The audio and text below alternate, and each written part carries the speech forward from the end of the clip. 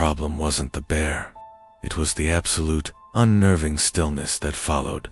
We were deep in the Allegheny National Forest in Pennsylvania, 3 days into a 5-day hike, when we heard the unmistakable grunt and thrashing outside our tent around 2 a.m. My friend, Marc, and I did everything right. We made noise, we rattled pots, we shouted. The animal retreated, disappearing back into the black forest wall. But then, the wilderness went silent. Not just quiet, but dead. Even the crickets, who'd been a relentless choir all night, stopped mid. That silence felt less like an absence of sound, and more like a heavy, deliberate presence, waiting just beyond the thin nylon of our tent. It was the sound of everything watching us.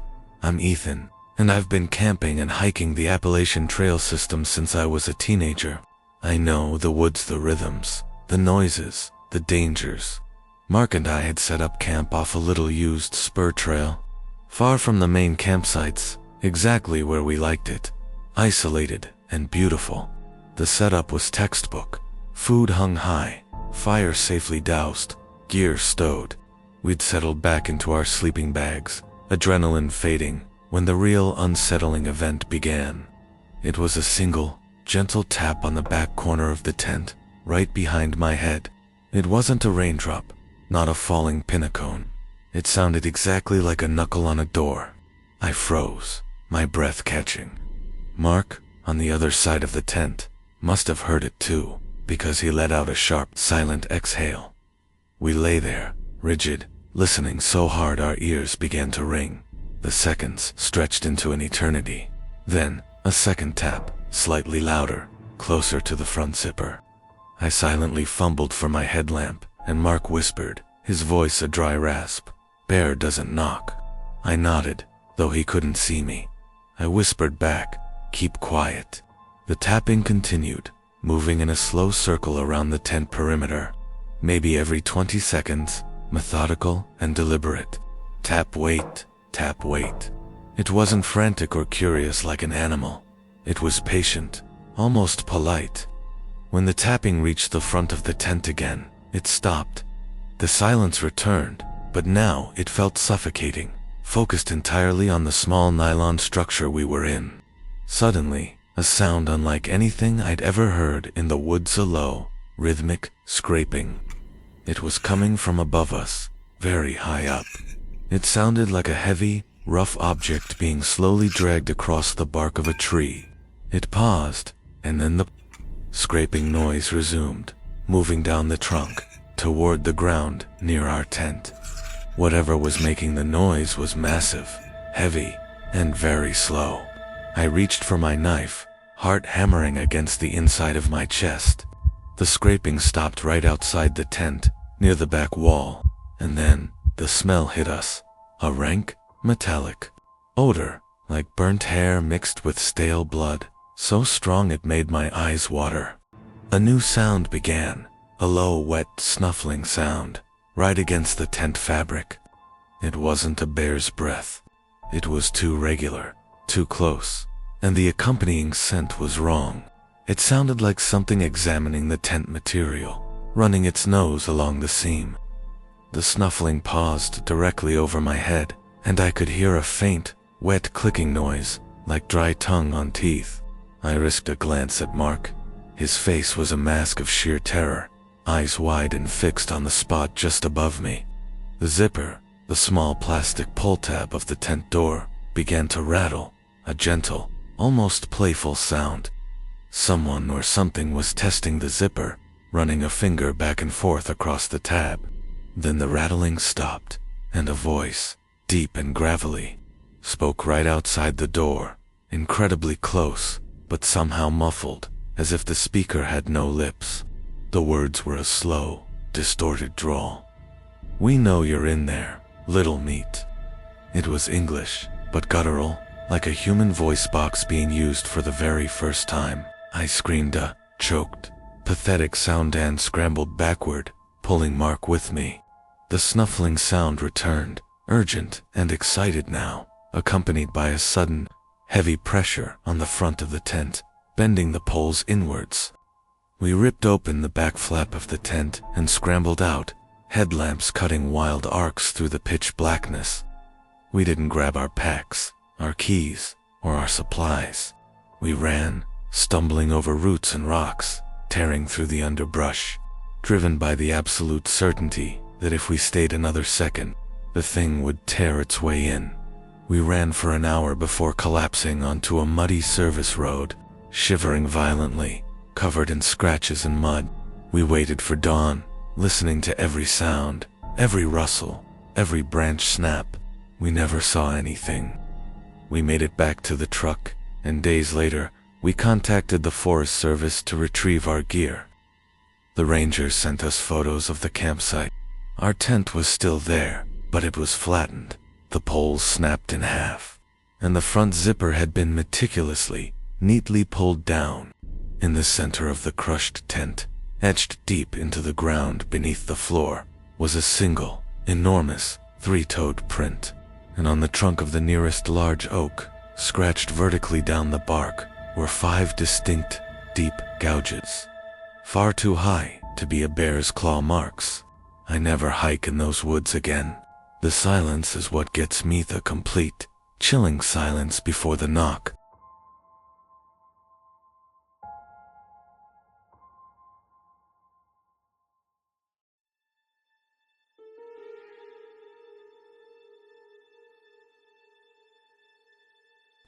It was the smell of chlorine in the middle of the Olympic National Forest in Washington State that first told us something was profoundly wrong.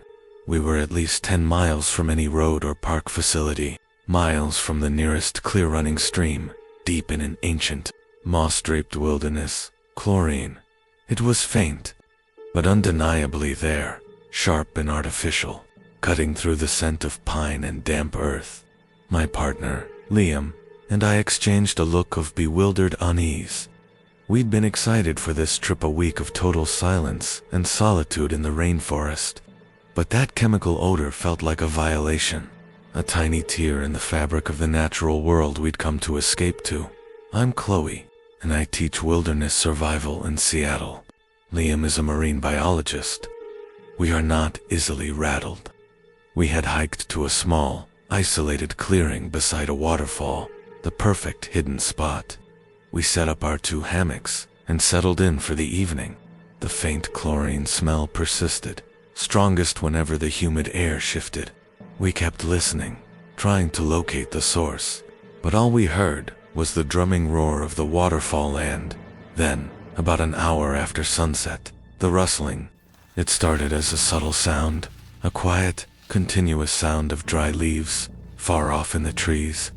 It was rhythmic, almost like a slow, deliberate, sweeping motion, but there was no breeze.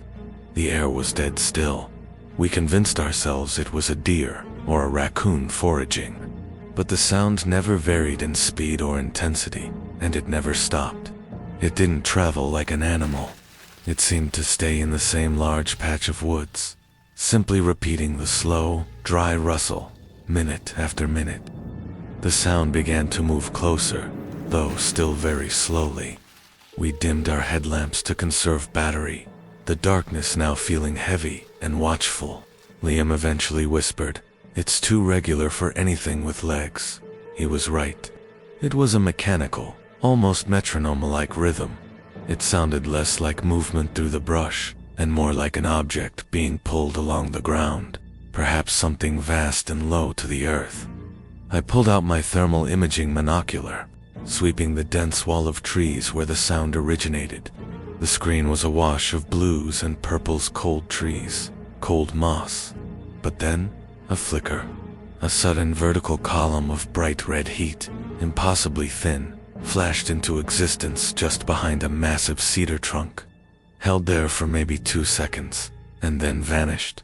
It wasn't the shape of an animal. It was a straight line, like a thermal photograph of a fence post, but with the heat of a furnace. I swore the faint scent of chlorine flared again, briefly overpowering the pines. I lowered the monocular, shaken. I saw heat, I whispered to Liam, something hot and perfectly vertical. The rhythmic sound had stopped. The sudden silence was worse than the sound. Now, there was a new noise, much closer, coming from the edge of our clearing. A slow, heavy squish that suggested something massive and wet had just landed on the soft, mossy earth. And another squish, and another. The sound was moving toward us, approaching the clearing.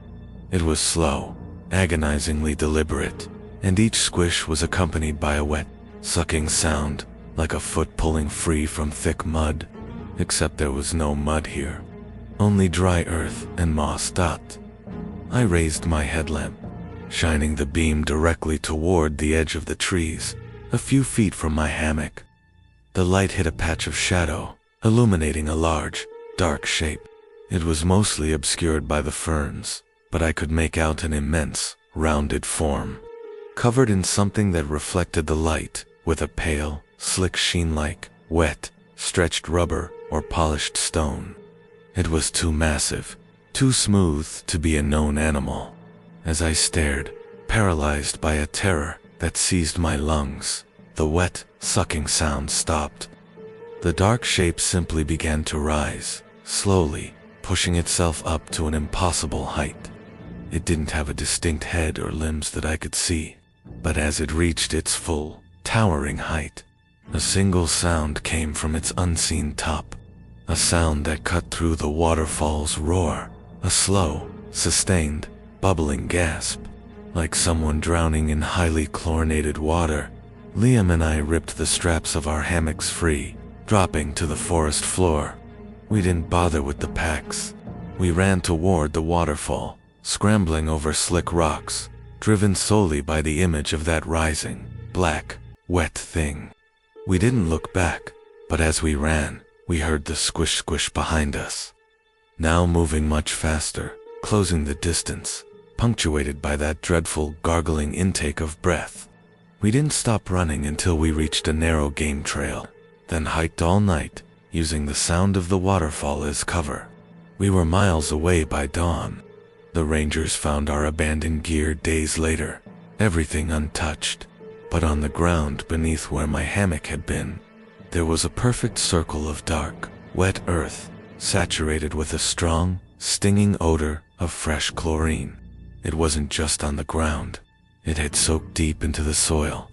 I can't look at a swimming pool now without feeling that cold dread in my stomach, remembering the impossible, rising thing in the dark, and that horrifying sound of wet, synthetic breathing.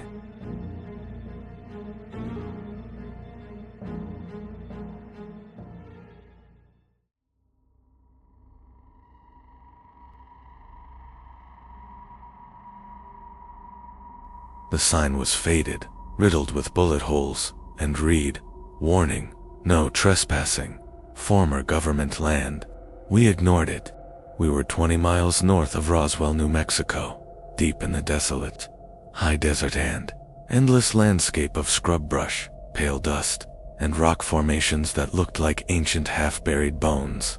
We'd come out here for the unparalleled night sky, the kind of inky blackness that makes you feel both insignificant and utterly exposed. But the moment we set up our small tent behind a cluster of dark, volcanic rocks, I felt the air grow heavy with a sensation of profound observation. It wasn't the stars watching us. It was the ground itself. I'm David, a college student obsessed with astronomy. My girlfriend Jenna was skeptical, but agreed to come for the view. Our spot was remote, the nearest light pollution, a phantom, on the distant horizon. After eating, we settled down with our telescope, and the night was breathtaking. Then, around midnight, Jenna pointed to the periphery of the light cast by our single lantern. "Did you see that?" she whispered. I hadn't. She said, "A flash, like a reflection off glass, but it was moving, very low to the ground." We dismissed it as a coyote, or perhaps a trick of the moonlight on a piece of trash. But over the next hour, we both saw it repeatedly, a brief, intense, non-natural glint, always low, always fast, and always moving in an erratic, jerky pattern at the far edge of the campsite perimeter. The atmosphere grew increasingly taut. I packed up the telescope, the beauty of the stars replaced by a creeping, cold dread. As I was zipping up the case, I heard a sound from the rocks directly behind our tent. It was a single, mechanical click. It wasn't loud, but in that vast silence, it was as sharp and clear as a hammer striking an anvil. Jenna gasped, grabbing my arm. We both stood rigid, straining to hear over the low, constant hum of the desert wind. Nothing. Then, the rhythmic heartbeat began. It was faint, a deep, heavy thump, thump, thump that seemed to originate from beneath the ground, vibrating up through the soles of my boots. It wasn't a natural sound. It was too steady, too deep, like the pulse of some colossal, buried machine. The clicking returned, multiplying.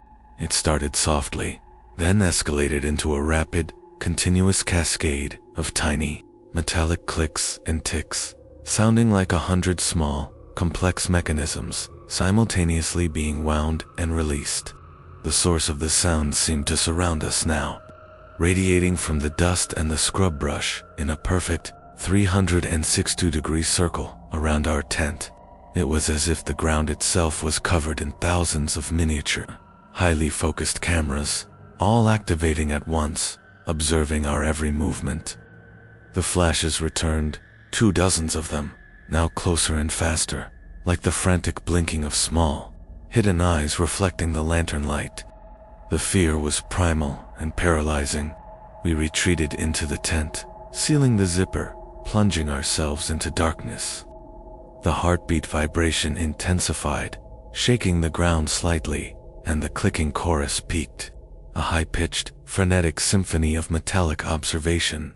Then, directly outside the tent wall, a new sound, a dry scraping hiss, like sandpaper on bone. It was moving slowly along the bottom edge of the tent, right where the floor meets the wall. The hissing paused, just inches from my head. I could smell something acrid and sterile, like burnt plastic and old dusted deeply inorganic stench. Suddenly, the tent fabric was touched, not pushed or prodded, but gently, meticulously traced by something that felt cold, hard, and segmented. It was moving up the side of the tent, a deliberate, feather-light pressure that left a faint trail of dust-free nylon in its wake. As it reached the peak of the tent, the heartbeat vibration stopped. The clicking died instantly. The silence returned, absolute and terrifying, but it was not empty. It was filled with the clear, high-frequency sound of a single, almost inaudible whine, like the faint feedback from a piece of highly sophisticated electronic equipment. The pressure on the tent vanished. We lay there for what felt like hours, listening to the agonizing, strange silence. When dawn finally broke, painting the desert sky in sickly shades of orange and pink, we scrambled out of the tent. There was nothing there. No tracks, no evidence of anything large, not even disturbed dirt. But as we packed our meager supplies, I saw something near the edge of the volcanic rock where the initial flash had been. Embedded in the rock, sunk maybe an inch deep, was a pattern. 3 perfectly aligned pinpricks, each one flawlessly circular and about the size of a sharpened pencil tip. They formed a straight, deliberate line. We drove out of there, leaving our tent, our stove, everything behind. We didn't speak the entire way home. I still check my skin every morning, searching for tiny, immaculate punctures. And when I'm alone, I can sometimes feel that faint, mechanical thump-thump, vibrating, not in the ground, but in the deepest parts of my own chest.